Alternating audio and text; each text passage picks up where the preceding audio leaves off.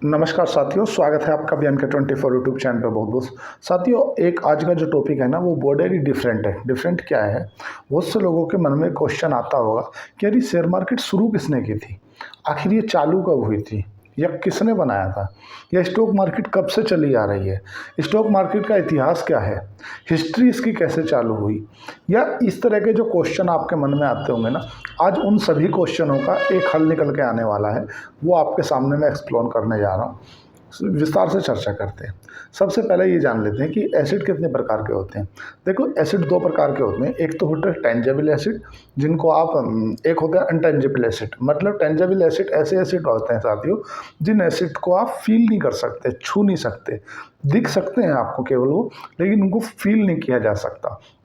जैसे सपोज करो आपने कोई बाइक खरीदी, बाइक आपका मानो एसेट है, तो उसे आप फील कर सकते हो, टच करके देख सकते हो।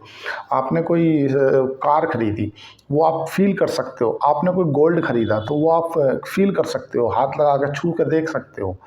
कोई आपने डायमंड खरीदा, तो वो आप फील कर सकते हो। आपने प्लॉट खरीदा, तो वहाँ पे आप जाके उस पर कुछ कंस्ट्रक्शन करा सकते हो, तो वो आप फील कर सकते हो। जैसे आपने सपोज करो कोई मकान खरीदा, तो वो भी एक एसिड आपके रूप में, लेकिन उसे भी आप फील कर सकते हो। लेकिन कुछ ऐसे एसिड होते हैं साथियों, जिन एसिडों को आप फील नहीं कर सकते। जैसे क्रिप्टो करेंसी, आपने क्रिप्टो करेंसी खरीद रखी है, लेकिन उसको आप फील नहीं कर सकते, केवल देख सकते हो कि हाँ आपके पास में ये एसिड है।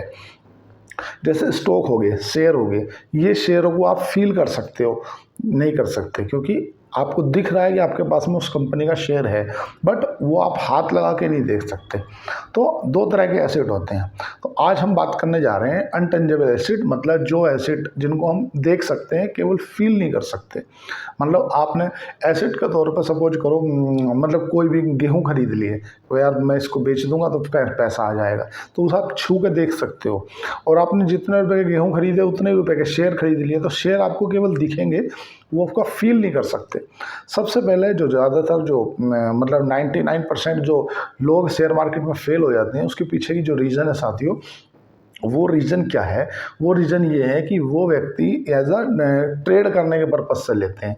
जब आप कोई स्टॉक खरीद रहे होते हो, तो आपका एक सिंपल सा फंडा होना चाहिए कि भाई मैं किसी कंपनी का हिस्सा परचेस कर रहा हूँ, जिस बिज़नेस को मैं करना चाहता था, बट उसमें कंप्लाइंस इशू इतने हैं, या उस बिज़नेस को मैं नहीं कर पा रहा हूँ, इसलिए उस बिज़नेस का थोड़ा-सा हिस्सा मैं परचेज़ कर रहा हूँ।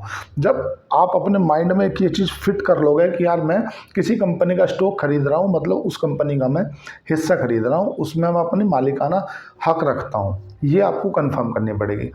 अब अगर आपके पास में किसी कंपनी का हिस्सा है, या आप किसी कंपनी के शेयर होल्डर हैं, तो आपके पास में क्या-क्या पावर हैं?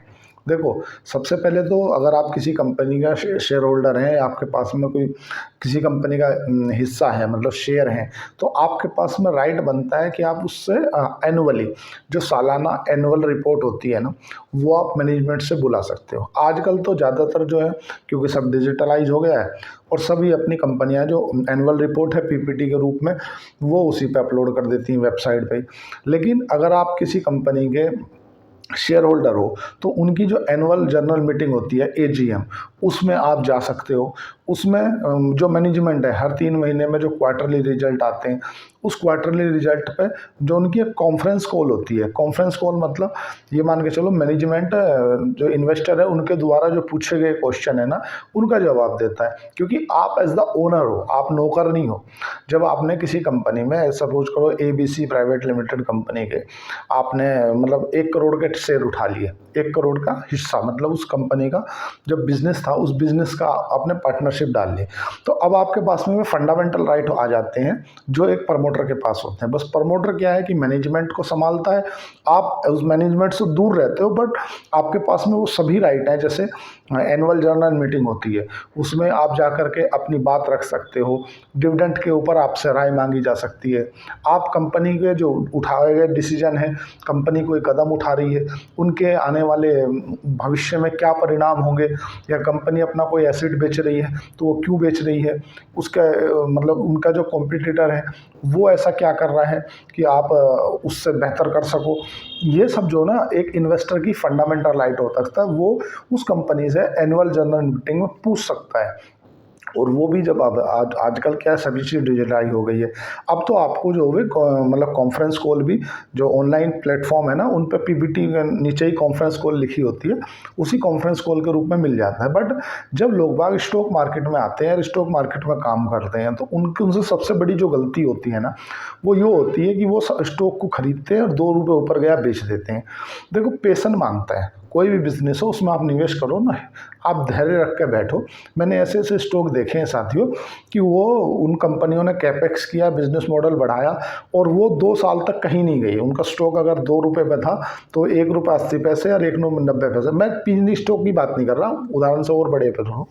रेडिको खैतान की आपने कितने लोगों ने जो ग्लेम प्ले होते देखे, 300 से आज 2000 पे है।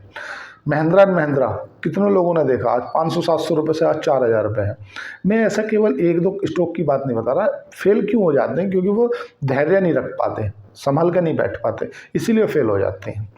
आज बात करने जा रहे हैं हम साथियों कि ये जो स्टॉक मार्केट की शुरुआत किसने की। साथियों, स्टॉक मार्केट की शुरुआत हुई थी 1602 ईस्वी में।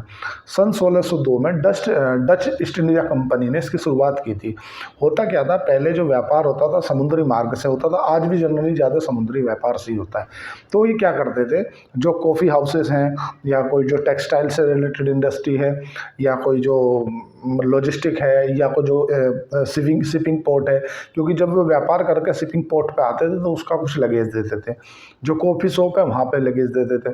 तो ये जो बड़ी बड़ी जो ईस्ट इंडिया कंपनी है, जो डच ईस्ट इंडिया कंपनी की बात कर रहा हूँ 1602 में, तो ये क्या करती थी, जो बड़े व्यापारी हैं, जो बड़े पैसे वाले हैं, जो उस बिज़नेस में डायरेक्ट एंटर नहीं करना चाहते बट उनका इंटरेस्ट है, तो वो क्या करते थे, वो उनसे कुछ पैसा ले लेते थे। सपोज करो वो कोई एक जहाज़ जो है, एक जहाज़ वो भेज रहे हैं, भारत भेज रहे हैं ऐसा मान लो, और उस जहाज़ को भेजने की जो कॉस्ट आ रही है, ऐसा मान के चलो आने जाने में और उस जहाज़ को ख़रीदने में वो कॉस्ट आ रही है सपोज करो 10 लाख की। तो वो क्या करते थे, वो उनसे कुछ पैसा ले लेते थे और उसके बदले में उन्हें अपना कुछ हिस्सा दे देते, मतलब अपना कुछ शेयर दे देते थे। देखो, जब वे अपना शेयर देते थे ना उसे, तो उसे उस समय फिजिकल फॉर्म में होता था। सपोज करो 10 लाख का जहाज है और 5 लाख उस पर अलग से कॉस्ट आई, काय की कॉस्ट आई, एम्प्लॉय कॉस्ट है, या वहाँ पे जाके जो ट्रेड करेंगे उनमें खाने पीने की कॉस्ट आएगी, जो भी लोग हैं उनकी कॉस्ट आएगी। तो क्या करते थे उस कंडीशन में, वो 15 लाख हो गया। अब 15 लाख में से सपोज करो 10 हिस्से बना लिए उन्होंने, तो एक व्यक्ति पे 1.5 लाख रुपया आया। अब मान लो जितने भी उसमें कोई शेयर लेना चाह रहा है, वो जहाज जा रहा है व्यापार करने के लिए, अब वो मान लो किसी ने उसमें से 2 टेंडर डाल लिए, 3 डाल लिए, 3 शेयर ले लिए, मतलब 4.5 लाख रुपए डच ईस्ट इंडिया कंपनी को दे दिए। 1602 की बात कर रहा हूँ मैं। अभी जब वो जहाज व्यापार करके लाता था तो उसकी कॉस्ट निकाली जाती थी कि भाई इसमें मतलब 15 लाख रुपए लगे थे, कमा के कितने लाया, मान लो 30 लाख रुपए लाया। तो 30 लाख से क्या करते थे कि भाई 15 लाख तो कॉस्ट अलग होगी, अब जो लाभ बचा 15 लाख, उस 15 लाख में से जितना जितना जिस जिस व्यक्ति का हिस्सा है उसे उतना उतना रुपये दे दिया जाता था। तो ये जो शेयर मार्केट की शुरुआत है ये 1602 में हुई थी। अब आप देख लो 400 ये हो गए, और ये मतलब अभी 2025 चल रहा है। 25 का मतलब ये हो गया कि काफ़ी 600-800 साल पुरानी बात हो गई है। तो मेरा कहने का मतलब ये है कि जो शेयर मार्केट की शुरुआत है वो 1602 में डच ईस्ट इंडिया कंपनी ने शुरुआत की थी। तब जब जहाज जाते थे तो वो एक दूसरे से व्यापार के लिए पैसा लेते थे और जो भी प्रॉफिट कमा के लाते थे वो एक दूसरे में डिस्ट्रीब्यूट कर देते थे। तभी से फिर उसको मतलब बड़े लेवल पे कर दिया गया, बड़े स्केल पे कर दिया है। तब से ही 1602 से शेयर मार्केट की शुरुआत मानी जाती है। अब अगर बात करें कि मार्केट कितने प्रकार की होती है, साथियों मार्केट जो होती है वो 2 प्रकार की होती है। एक तो होती है प्राइमरी मार्केट, एक होती है सेकेंडरी मार्केट। प्राइमरी मार्केट मतलब वो होती है जब कोई भी कंपनी अपना इनिशियल पब्लिक ऑफर लेके आता है, जब आईपीओ लेके आती है तो वो प्राइमरी मार्केट में आता है। मतलब उस कंपनी से डायरेक्ट जो शेयर है ना वो किसी उस व्यक्ति को मिलता है जो व्यक्ति उस आईपीओ में लगा रहा होता है। सपोज करो कोई मतलब ABCD प्राइवेट लिमिटेड कंपनी ने अपना इनिशियल पब्लिक ऑफर लाई और वो बोल रही है कि भाई मैं इसका जो शेयर है ना वो 100 रुपये पर दूंगी सबको, और उसका जो ग्रे मार्केट प्रीमियम है, मतलब जो मार्केट के अंदर उसकी डिमांड है वो है 200 की। ठीक है, तो अब क्या होता है कि जब लोग बाग अलॉटमेंट लगाते हैं, जब आईपीओ में एप्लीकेशन लगाते हैं तो वो होता है प्राइमरी मार्केट।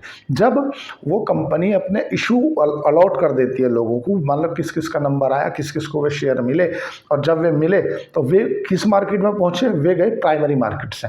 मतलब डायरेक्ट जो कंपनी है, जो कंपनी आईपीओ लेके आ रही है, उस कंपनी ने अपना हिस्सा उस व्यक्ति को दिया जो व्यक्ति ने उस एप्लीकेशन लगाई थी, मतलब आईपीओ में एप्लीकेशन लगाई थी। अब सेकेंडरी मार्केट क्या है, जैसे हम देखते हैं, आप सभी जानते हो कि पूरा डिमांड और सप्लाई का गेम है।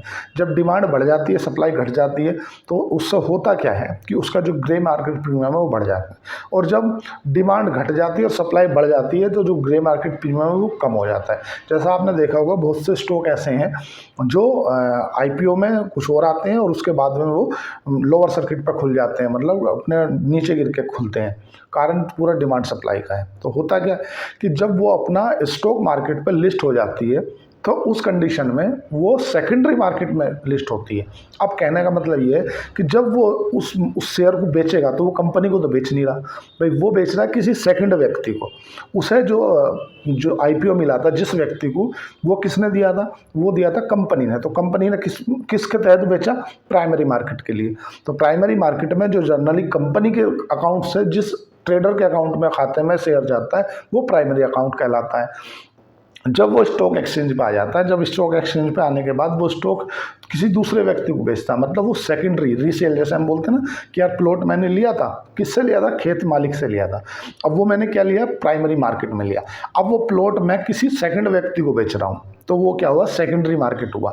तो जर्नली जो लोग बाग ये बोलते हैं कि यार प्राइमरी मार्केट क्या होती है और सेकेंडरी मार्केट क्या होती है, तो मैं जहाँ तक उम्मीद करता हूँ कि ज़्यादातर लोगों के जो क्वेश्चन है वो सोल्व हो गए होंगे कि प्राइमरी मार्केट का मतलब क्या रहता है और सेकेंडरी मार्केट का मतलब क्या रहता है। जर्नली कोई भी स्टॉक की जो जीएमपी होती है वो उस कंपनी के बिजनेस मॉडल पर रेफर करती है और उस कंपनी की बैलेंस शीट पर रेफर करती है। वो कंपनी का व्यापार क्या है, बिजनेस क्या है, वो बिजनेस स्केलेबल है या फ्यूचर में उसकी डिमांड है क्या नहीं, उसी से कंपनी का जो जीएमपी निकलता है कि गिर रहा है या जीएमपी खुल कर बंद हो रहा है। बहुत से स्टॉक ऐसे होते हैं जो ऊपर खुल जाते हैं, बहुत से स्टॉक ऐसे होते हैं वो जो नीचे खुल जाते हैं। अब बात करते हैं कि एक्सचेंज की आखिर ज़रूरत ही क्यों पड़ी। जो आपने देखा होगा कि यार स्टॉक एक्सचेंज की क्यों ज़रूरत पड़ी। साथियों, आज मैं आपको 2-3 जो क्वेश्चन है ना वो बिल्कुल लेमन लैंग्वेज में क्लियर करने वाला हूँ कि यार आखिर ब्रोकरों की आवश्यकता क्यों पड़ी, एक्सचेंज की क्यों ज़रूरत पड़ी।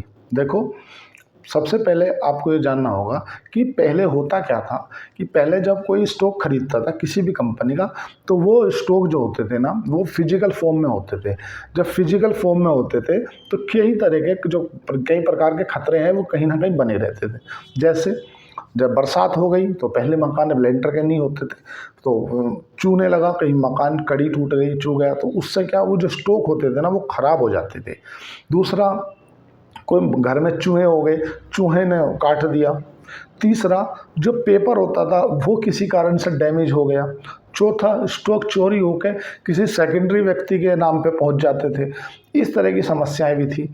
इस तरह से जब फिजिकल, उससे पहले की अगर बात करें तो पहले जो ट्रेडिंग होती थी ना वो होती थी रिंग ट्रेडिंग। रिंग ट्रेडिंग का मतलब ये है कि भाई आपको एक बड़ा हॉल होता था बीएससी का, बॉम्बे स्टॉक एक्सचेंज, वहाँ जाकर आपको रिंग ट्रेडिंग करनी पड़ती थी। जो आपको स्टॉक, आपने बोला मेरा ये अपोलो का शेयर है 100 रुपये, तो सामने वाला 110 बोलेगा, 102 बोले, 104 बोले, तो मतलब ऐसे होता था। अब जो काम एक्सचेंज पर हो जाता था, जैसे हम एक्सचेंज पर कोई स्टॉक का बिड लगाते हैं कि हमें 100 रुपये पे शेयर बेचना है, तो सामने वाला सेलर खड़ा है, बायर खड़ा है, हाल खरीद लेता है। पहले वही काम मुजबान नहीं होता था।